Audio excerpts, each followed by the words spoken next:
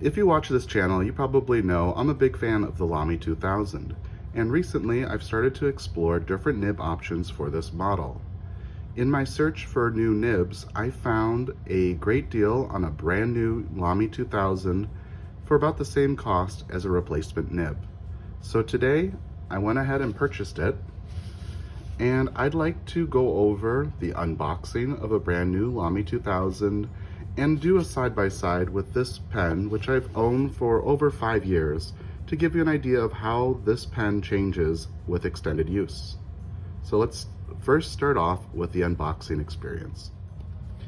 The pen arrives in a cardboard box, which has a cardboard sleeve. We can see that there's markings, Lamy.com, made in Germany. And then we also have a barcode that says Lamy 2000, as well as the nib that was selected. This is just a sleeve, and the box slides out. Again, this is also a cardboard box. It has kind of a horizontally striped texture to it. And this box hinges open. Again, it says Lamy design made in Germany. We're presented here with the pen underneath the ribbon, and the pen is inside a plastic sleeve. The sleeve is not sealed, and that is pretty common for Lamy. I haven't seen any sleeves being sealed, so let me know in the comments if your experience has been different. So there's our pen. The pen was resting on a little foam block, and underneath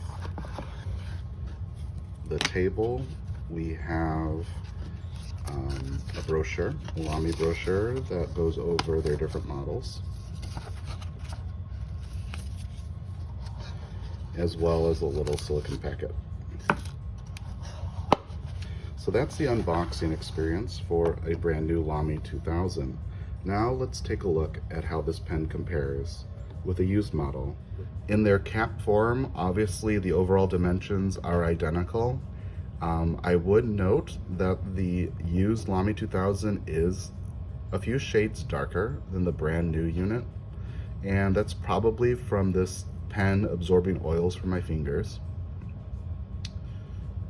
Let's take a look at the seams on the piston knob. This is the seam on my used unit, and on the brand new one.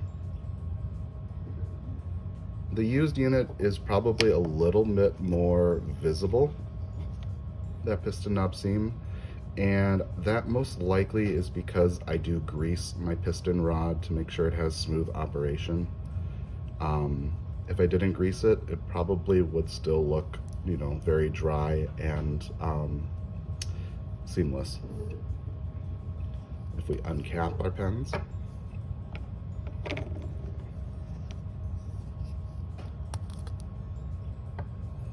the cap did feel a lot more secure on the brand new unit, and I suspect that it might be because the spring is a little bit more stiff. Let's take a look.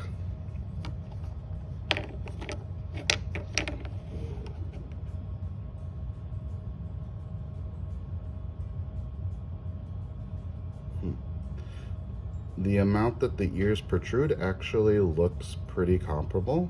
So perhaps, like I said, it's just that the spring is a little bit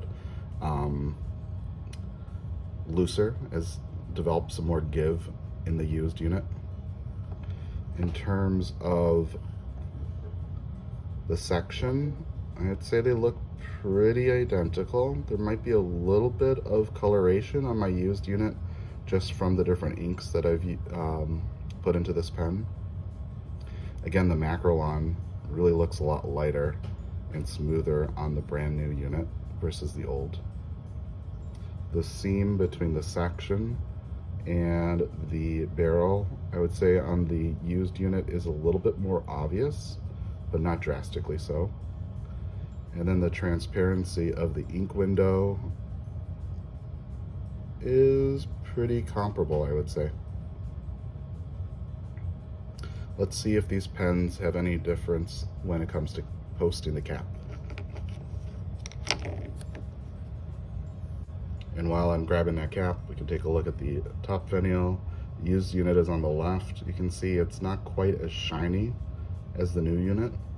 And there's a little bit of scuffing, which is typical, especially because it's a polished finish. The clips look pretty much identical, though the new unit has fewer scratches, of course, and maybe is a little bit more shiny. I'm curious if these are made by the same tool. Let's see. So if you look underneath the clip, there's a marking that says, here, it's upside down.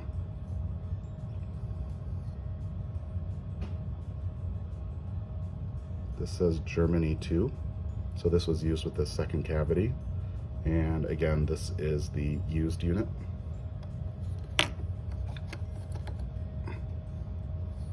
Let's see what this one was.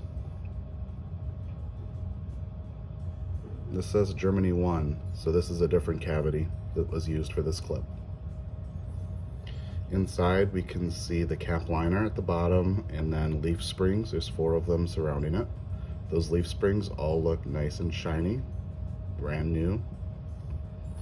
And if we take a look at the used unit, you can see the cap liner at the bottom. There's maybe a little bit of residue. And the leaf springs, there's definitely some wear there. You have dark markings where the pen's been rubbing up against those. And then lastly, let's take a look at it posting. Nice gradual pressure increase as you post.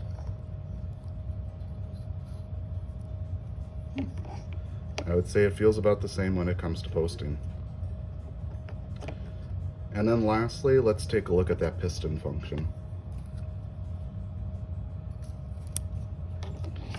So as you know, I do disassemble my pens pretty regularly, and I have disassembled this one many times. Let's take a listen to the piston functioning.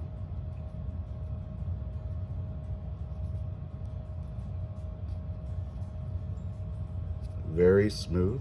I don't feel any bumps or hard starts.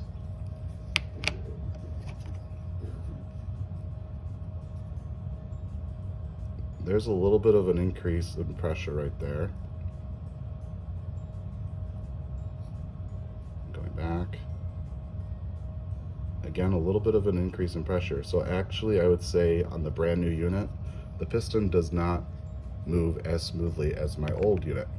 That's interesting. Perhaps this unit needs a little bit of extra silicone grease, or it's something with the piston breaking in over time. So this was just a quick video. I figured it might be of interest to some people who have been considering this pen to understand general wear and tear and how this pen might age over time. I hope you enjoyed it, and I just want to say thank you for watching.